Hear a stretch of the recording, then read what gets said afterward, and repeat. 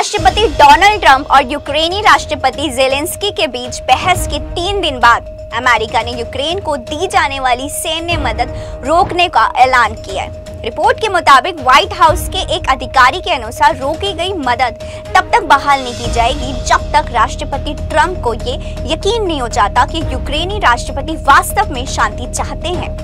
Zelensky की सैन्य मदद रोकने से कुछ घंटे पहले ट्रंप ने सोशल मीडिया पर पोस्ट किया। उन्होंने कहा, ज़ेलेंस्की नहीं चाहते कि जब तक उन्हें अमेरिका का समर्थन हासिल है तब तक शांति हो। ये ज़ेलेंस्की की तरफ से दिया गया सबसे खराब बयान है। अमेरिका इसे बर्दाश्त नहीं करेगा।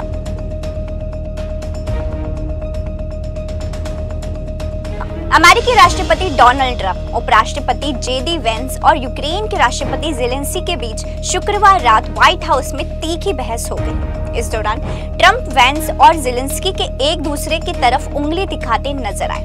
ट्रंप ने कई बार ज़ेलेंस्की को फटकार भी लगाई। उन्होंने ज़ेलेंस्की से कहा कि वो तीसरा विश्व युद्ध कराने का जुआ खेल रहे हैं। यूक्रेन के राष्ट्रपति ज़ेलेंस्की को अमेरिकी राष्ट्रपति ट्रंप के साथ बहस के बाद व्हाइट हाउस से बाहर निकाल दिया गया।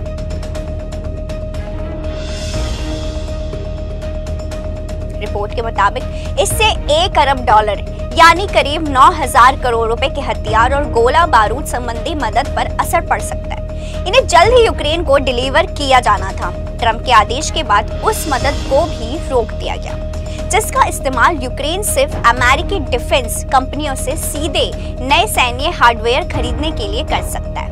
अमेरिकी सहायता रोकने जाने पर राष्ट्रपति ज़ेलेंस्की की तरफ से कोई प्रतिक्रिया नहीं आई है।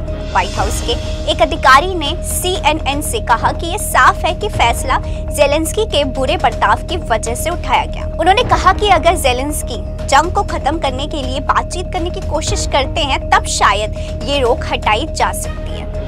Centre for strategic and international studies के मार्क कैंसियन, अमेरिका के मदद रोकने के फैसले से यूक्रेन पर बहुत असर पड़ने वाला है। ट्रंप ने इस फैसले ने एक तरह से यूक्रेन को अपंग कर दिया है। अमेरिकी मदद रोकने का मतलब है कि अब यूक्रेन की ताकत आधी हो गई है। इसका असर 2 से 4 महीने में दिखने लगेगा।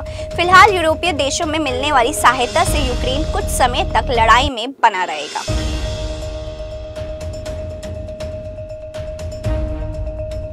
इस फैसले का मतलब ये है कि यूक्रेन को अब किसी भी हाल में पीस डील को स्वीकार करना पड़ेगा। कैंसियन ने चेतावनी दी कि ट्रंप प्रशासन यूक्रेन को कमजोर करने के लिए और भी कई तरीके आजमा सकता है। अमेरिका यूक्रेन को दी जाने वाली खुफिया जानकारी बंद कर और यूक्रेनी सेना को मिल रही ट्रेनिंग रोककर ज़ेलेंस्की को घुटनों पर ला सकते हैं। बाइडेन प्रशासन ने 20 जनवरी को एक बयान में कहा कि उसने फरवरी 2022 से यूक्रेन को $65.9 बिलियन की सैन्य मदद दी है। इन सैन्य मदद मिसाइलों से लेकर लैंड माइंस तक शामिल है। अमेरिकी मदद के बिना यूक्रेन का रूस के सामने 3 साल से भी ज्यादा समय तक टिक जाना नामुमकिन था। अमेरिका यूक्रेन का एक मेजर सपोर्टर रहा है। पिछले 3 साल में अमेरिका ने यूक्रेन को रूस के खिलाफ संघर्ष में हथियार, गोला बारूद और वित्तीय सहायता दी है। रिपोर्ट्स के मुताबिक इस मदद के बंद होने से यूक्रेन की रक्षा क्षमता पर असर पड़ेगा। यूक्रेन को अपने इलाके पर पकड़ बनाए रखने में मुश्किलें आ सकती है। यूक्रेन की सेना अमेरिका से मिले हथियारों, खासकर तोप, ड्रोन और मिसाइल सिस्टम पर बहुत निर्भर रहा है। इसके बंद होने के बाद यूक्रेन का रूसी हमलों का जवाब देना मुश्किल हो जाएगा। इससे रूस यूक्रेन के कुछ और इलाकों पर कब्जा कर सकता है।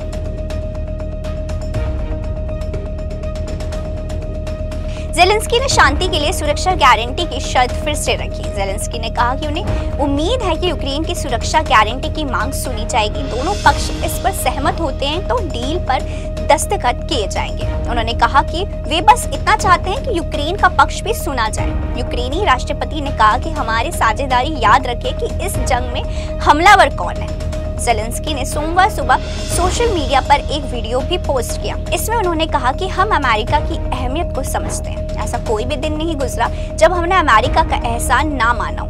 हम सभी इस बात पर सहमत है कि शांति के लिए सुरक्षा गारंटी जरूरी है। ये पूरे यूरोप की स्थिति है। इसी तरह की और भी वीडियोस देखने के लिए फॉलो और सब्सक्राइब करें इंस्टा फीड को, साथ ही प्रेस करें हमारा बेल आइकन।